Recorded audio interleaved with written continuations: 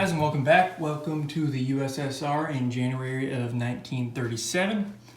We had a big role for Latin America. The Argentinians have decided to invade the Brazilians, and they got a shiny new fighter from the Germans. There at the end of Categoric Cow's turn, he did forget a couple of recruitment roles for the Spanish and the Argentinians now. So he's going to go ahead and do those. And we'll roll for Spanish first. That's a miss. That is a miss. And then we'll roll for Argentina. 3 or less. And that is also a miss. Okay, so with that being said, I need the red and the yellow. Thanks. I will do my tech. We're going to do mechs, long-range aircraft, and wartime here. 7, 7, and 7.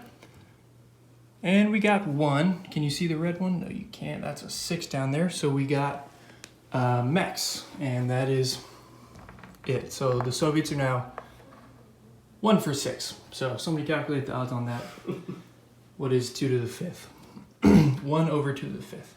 Okay, we will do my purchases here. So the Soviets are going to upgrade a factory here.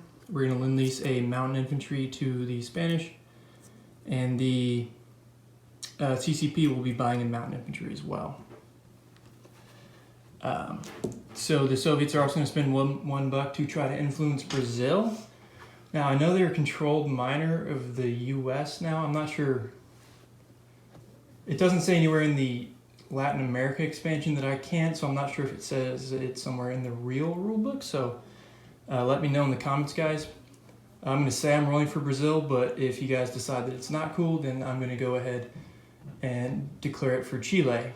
So, probably won't hit. It's a 1 out of 12, but let's do that now. I want to influence Brazil, but if people say I can't, then this is a roll for Chile. And I missed anyway, so no harm, no foul. Okay, on to combat moves. We have 3 in Spain. We're going to bring a cav into Andalusia, infantry into Leon Castile, and our bomber is going to bomb this minor port here. Okay, so 2 of those are walk-ons.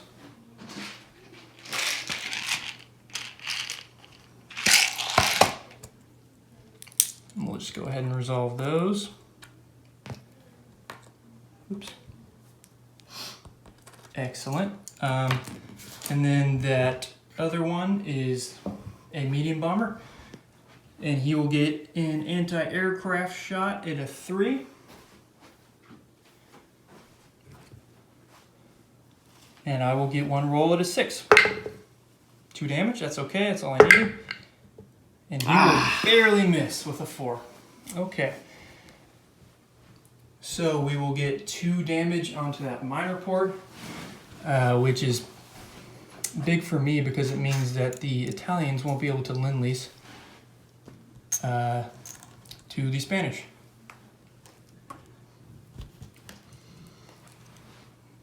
So for our non-combats, we're going to put everything we can into Catalonia.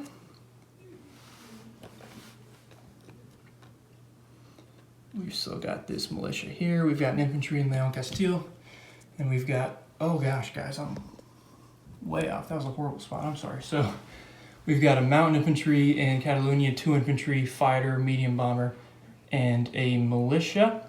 There's a militia in Madrid, infantry in Leon Castile, and a cavalry in Andalusia. Okay. Now we've got some non-combats for the Soviets. We're going to do a fun thing and throw this coastal sub on a rail and take him up to Leningrad, which is something you rarely see happen. These 2 ships have a move of 4, so we're going to go 1, 2, because we're neutral, so we can go through the Bosphorus and Dardanelles there. And then 3, 4 into, what is that, C-Zone 80 with the Russian destroyer, and light cruiser. Next up, we're going to move out here to the Far East. So this one's a little weird. This sub is going to come from 7. Excuse me. And I'm going to walk all the way around the table. And he will land in C-Zone 5 up here. I'm looking at it upside down. Okay. Now we're going to come back in this direction. This torpedo boat destroyer is going to move 1 C-Zone up to C-Zone 7. Now we'll get to the good stuff. You guys know that I made a little poke at Dan here to see what he'd do, and he did not disappoint. So we are going to run away from this expeditionary army up here. Our planes are going to fly 1 spot over to Cheetah, along with this militia. This infantry in Yakutsk, I had not placed it in my first turn, so he just kind of popped up out of thin air. He's going to walk down into Cheetah. We've got a cavalry from Buryatia into Cheetah, infantry from Amur into Cheetah. This guy in Vladivostok is going to rail to Cheetah. This guy in Angara is going to walk to Buryatia. This motorized infantry is going to get railed to Cheetah as well. I'm going to try to count this one out well. So we've got a transport plane with an infantry and a move of 7. He's going to come 1 space down into Saratov. Western Kazakhstan, that's 2. Northern Kazakhstan, that's 3. Novosibirsk is 4. 5, 6, 7 into Cheetah with an infantry. So that's what Cheetah looks like now.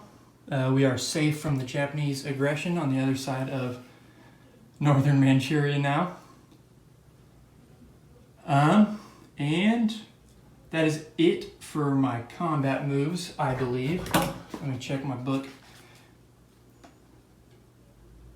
Yeah, okay. That is it for my combat moves and non-combat moves. The CCP are going to do nothing. They're just going to sit there. So let's place our units. Starting over here in the east, we've got a mountain infantry into Shensi in there.